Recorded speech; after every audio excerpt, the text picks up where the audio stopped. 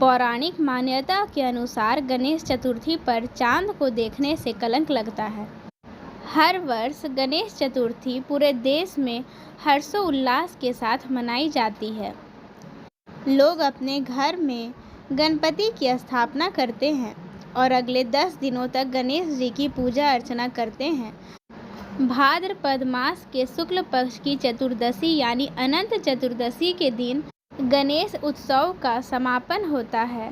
गणेश चतुर्थी को विनायक चतुर्थी के नाम से भी जाना जाता है। हिंदू धर्म में किसी भी पूजा पाठ के आरंभ में सबसे पहले गणेश जी की वंदना की जाती है। धार्मिक मान्यता के अनुसार गणेश चतुर्थी के दिन चंद्रमा का दर्शन करना अशुभ माना जाता है। मान्यता है कि इस दिन चंद्रमा का दर्शन करने से कलंक लगता है।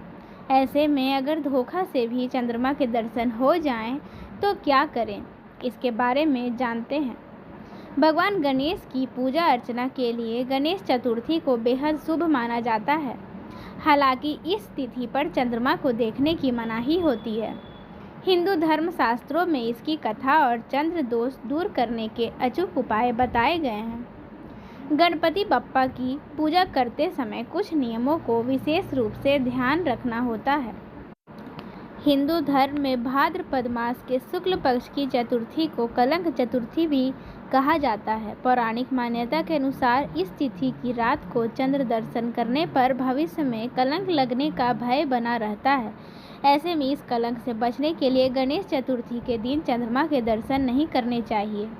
अगर गणेश चतुर्थी पर गलती से चंद्रमा के दर्शन हो जाएं, तो इसके उपाय किए जा सकते हैं। इस दोष को दूर करने के लिए गणपति बप्पा को फल फूल चढ़ाकर पूजा करना चाहिए और इस गलती के लिए भगवान से माफ़ी मांगते हुए अपने दोष को दूर करने की प्रार्थना करनी चाहिए। और साथ ही भविष्य में लगने वाले कलंक से बचने के लिए यथाशक्ति भगवान के मंत्र का जप करना चाहिए और पूजा संपन्न होने के बाद गरीब या ज़रूरतमंद को अपने सामर्थ्य के अनुसार दान करना चाहिए। इसके साथ ही एक पौराणिक कथा भी इससे जुड़ी हुई है।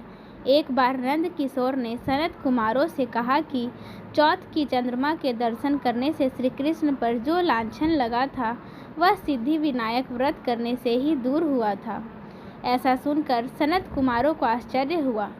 उन्होंने पूर्ण ब्रह्म श्री कृष्ण को कलंक लगने की कथा पूछी तो नंद किशोर ने बताया, एक बार की बात है, जरासंध के भय से श्री कृष्ण समुद्र के मध्य नगरी बसा कर रहने लगे। इसी नगरी का नाम आजकल द्वारिकापुरी है।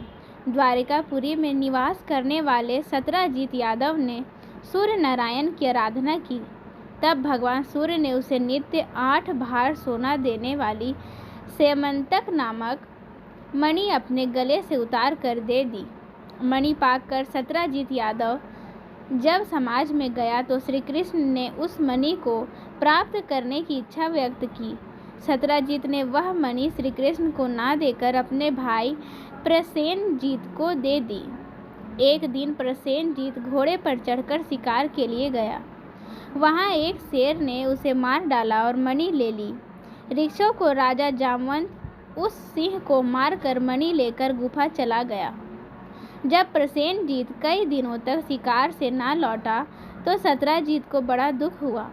उसने सोचा श्री कृष्ण ने ही मणि प्राप्त करने के लिए उसका वध कर दिया होगा। अतः बिना किसी प्रकार की जानकारी जुटाए उसने प्रचार कर दिया कि श्री कृष्ण ने प्रसेनजीत को मारकर स्यमंतक मणि छीन ली है। इस लोक निंदा के निवारण के लिए श्री कृष्ण बहुत से लोगों के साथ प्रसेनजीत को ढूंढने वन में गए। वहां पर प्रसेनजीत को शेर द्वारा मार डालना और शेर को रीछ द्वारा मारने के चिन्ह उन्हें मिल गए। रीछ के पैरों की खोज करते करते वे जामवंत की गुफा पर पहुँचे और गुफा के भीतर चले गए। वहां उन्होंने देखा कि जामवंत की पुत्री उस मणि से खेल रही है। श्री कृष्ण को देखते ही जामवंत युद्ध के लिए तैयार हो गया और दोनों के बीच युद्ध छिड़ गया। गुफा के बाहर श्री कृष्ण के साथियों ने उनकी 7 दिन तक प्रतीक्षा की। फिर उन लोगों ने उन्हें मर गया जानकर पश्चाताप करते हुए द्वारिकापुरी लौट गए। इधर 21 दिन तक लगातार युद्ध करने पर भी जामवंत श्री कृष्ण को पराजित न कर सका। तब उसने सोचा, कहीं यह वह अवतार तो नहीं जिसके लिए मुझे रामचंद्र जी का वरदान मिला था। यह पुष्टि होने पर उसने अपनी कन्या का विवाह श्री कृष्ण के साथ कर दिया और मणि दहेज में दे दी। श्री कृष्ण जब मणि लेकर वापस आए तो सत्यजित अपने किए पर बहुत लज्जित हुआ। इस लज्जा से मुक्त होने के लिए उसने भी अपनी पुत्री का विवाह श्री कृष्ण के साथ कर दिया। कुछ समय के बाद श्री कृष्ण किसी काम से इंद्रप्रस्थ चले गए। तब अक्रूर तथा ऋतुवर्मा की राय से सतधनवा यादव ने सत्यजित को मारकर मणि कब्जे में कर ली। सत्यजित के मौत का समाचार जब श्री कृष्ण को मिला तो वे तत्काल द्वारिका पहुँचे। वे सतधनवा को मारकर मणि छीनने को तैयार हो गए। इस कार्य में सहायता के लिए बलराम भी तैयार थे। यह जानकर सतधनवा ने मणि अक्रूर को दे दी और स्वयं भाग निकला। श्री कृष्ण ने उसका पीछा करके उसे मार तो डाला, पर मणि उन्हें नहीं मिल पाई। बलराम जी भी वहां पहुंचे। श्री कृष्ण ने उन्हें बताया, मणि इसके पास नहीं है। बलराम जी को विश्वास न हुआ। वे अप्रसन्न होकर विदर्भ चले गए। श्री कृष्ण के द्वारिका लौटने पर लोगों ने उनका भारी अपमान किया।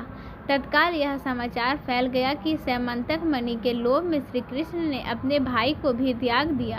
श्री कृष्ण इस अकारण प्राप्त अपमान के शोक में डूबे थे कि सहसा वहां नारद जी आ गए। उन्होंने श्री कृष्ण जी को बताया, आपने भाद्रपद शुक्ल चतुर्थी के चंद्रमा का दर्शन किया था, इसी कारण आपको इस तरह लांछित होना पड़ा है। श्री कृष्ण ने पूछा, चौथ के चंद्रमा को ऐसा क्या हो गया है कि जिसके कारण उसके दर्शन मात्र से मनुष्य कलंकित होता है। तब नारद जी बोले, एक बार ब्रह्मा जी ने चतुर्थी के दिन गणेश जी का व्रत किया था। गणेश जी ने प्रकट होकर वर मांगने को कहा तो उन्होंने मांगा कि मुझे सृष्टि की रचना करने का मोह ना हो। गणेश जी ज्यों ही तथास्तु कहकर चलने लगे। उनके विचित्र व्यक्तित्व को देखकर चंद्रमा ने उपहास किया। इस पर गणेश जी ने रुष्ट होकर चंद्रमा को शाप दे दिया कि आज से कोई तुम्हारा मुख नहीं देखना चाहेगा। शाप देकर गणेश जी अपने लोक चले गए और चंद्रमा मानसरोवर की कुमुदनियों में जा छिपा। चंद्रमा के बिना प्राणियों को बड़ा कष्ट हुआ। उनके कष्ट को देखकर ब्रह्मा जी की आज्ञा से सारे देवताओं के व्रत से प्रसन्न होकर गणेश जी ने वरदान दिया कि अब चंद्रमा शाप से मुक्त हो जाएगा। परंतु जब भाद्रपद शुक्ल चतुर्थी आएगी तो भाद्रपद शुक्ल चतुर्थी को जो भी चंद्रमा के दर्शन करेगा उसे चोरी आदि का झूठा लांछन जरूर लगेगा, किंतु जो मनुष्य प्रत्येक द्वितीया को दर्शन करता रहेगा वह इस लांछन से बच जाएगा। इस चतुर्थी को सिद्धि विनायक व्रत करने से सारे दोष छूट जाएंगे। यह सुनकर देवता अपने अपने स्थान को चले गए। इस प्रकार भाद्रपद शुक्ल चतुर्थी को चंद्रमा का दर्शन करने से आपको यह कलंक लगा है। तब श्री कृष्ण ने कलंक से मुक्त होने के लिए यही व्रत किया था।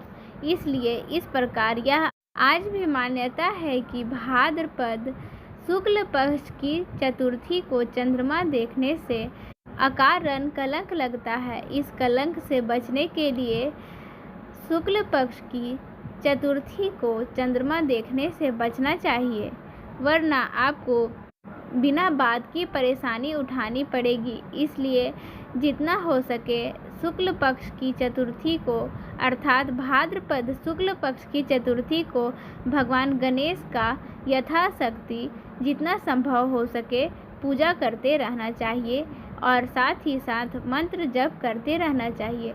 जय श्री गणेश।